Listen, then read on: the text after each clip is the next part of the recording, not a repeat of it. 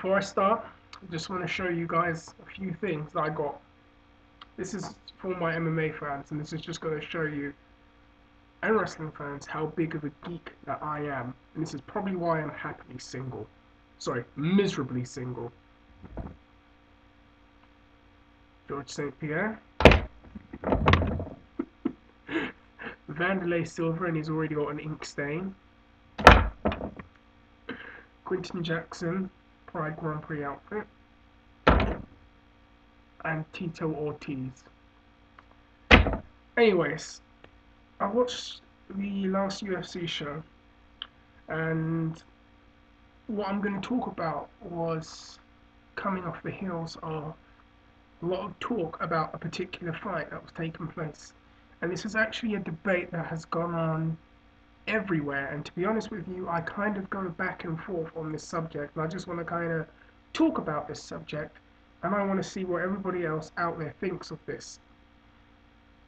Now, here's what I'm trying to talk about. Fighting to be exciting or fighting to win. Pro wrestling has a very unique advantage over MMA. They can make their matches as exciting and as diverse and as unique as they want them to be. With MMA, you can't necessarily do that. And with MMA fighters, there seems to be a pressure on them. They have to have an exciting fight and they have to have that kind of finish. But on the other hand, they have to win. And at these times right now, it seems to be that guys are fighting safe and fighting towards a point system, which a lot of people say isn't necessarily exciting for us, the fan, to view. But then again, on the other hand, you look at what's going on now. People who are losing maybe one or two in a row, who aren't necessarily big draws like a Vanderlei Silva or a Tito, are getting fired or getting cut from the UFC or getting cut from Strikeforce and not necessarily playing to their strengths. So it's just one of these interesting things. It's a debate that's been going on for a very, very long time. I remember watching or reading a lot of comments about the John Fitch BJ Penn fight, and a lot of people were critical about that.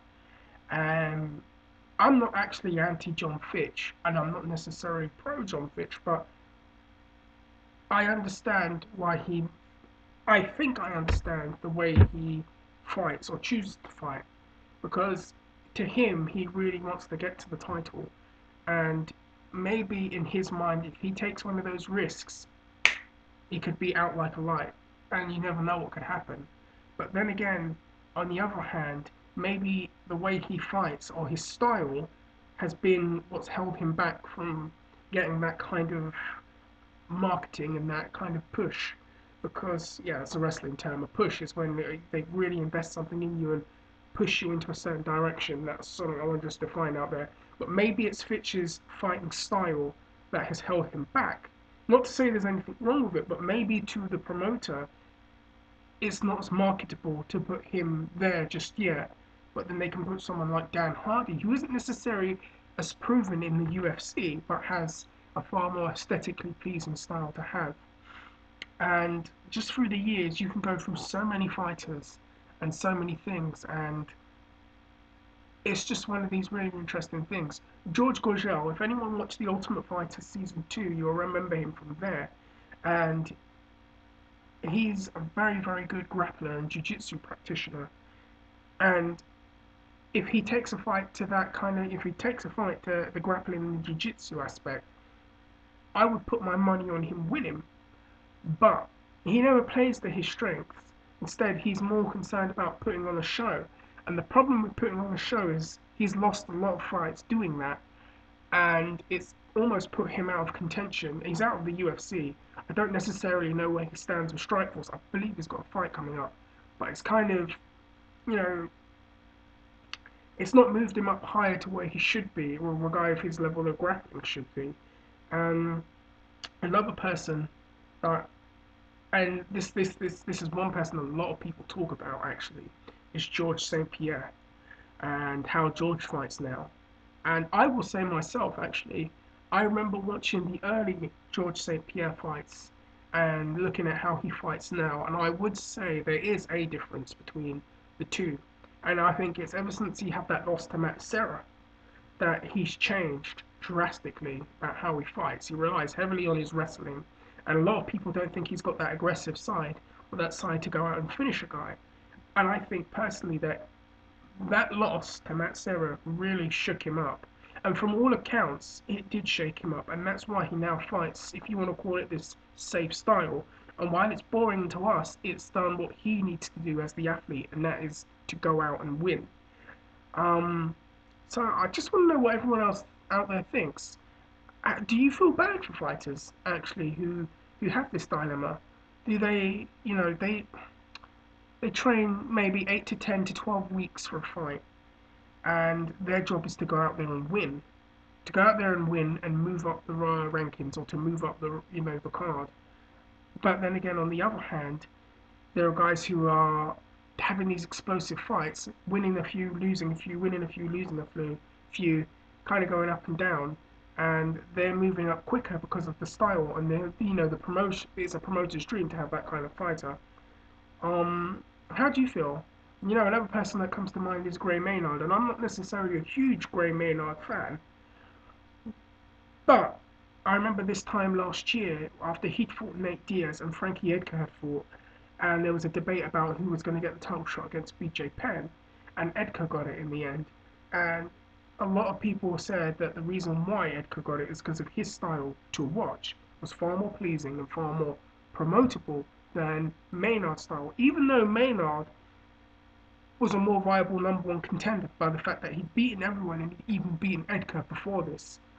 But the fact that he fights a very defensive style and a style that people aren't necessarily excited about is why he didn't get that shot. So I just want to know what people out there think. This ongoing debate about the way people fight. Um, what do you think? Do you actually sympathise with the fighters who have to do this? Do you think it's what would you do if you were in that fighter's shoes, and knowing all the factors that at any given loss you might be fired, and you want to considerably move up the card? What do you people think? I'd love to hear your comments and actually make this a back and forth discussion. Um, I've been hearing a lot, though, this is another subject altogether, about Michael Bisping and his actions during his fight with Jorge Rivera. Now, I have trained Muay Thai and I have trained in kickboxing and I've trained in a lot of stand-up fighting. So I kind of have an idea of what happens, uh, especially in sparring or when you're in an actual fight. And sometimes the adrenaline can kick in, but I think a lot of people feel, given how Bisping was reacting to Riviera's remarks, childish remarks and stupid videos, people feel that he deliberately threw an illegal knee. And to me, possibly he may have done that, and from what I understand, I didn't see the camera on him, but apparently after he'd done that illegal knee, he wasn't very remorseful about doing that, and apparently was, I don't know. People will have to tell me because I missed that little part of the fight. The thing that, that's debatable, but the thing that we did see him do that I thought was very, very disgusting was spitting on someone. Now, I know that Riviera and that camp had said some things about Bisping and done some real stupid, childish, toilet humor level videos on him. And the best revenge for someone like Bisping in a situation like that is to just go out there and win and say, well, I won, you lost, now shut your mouth. I thought it was very unsportsmanlike and very disgusting for him to run over and spit on someone. That is just really low.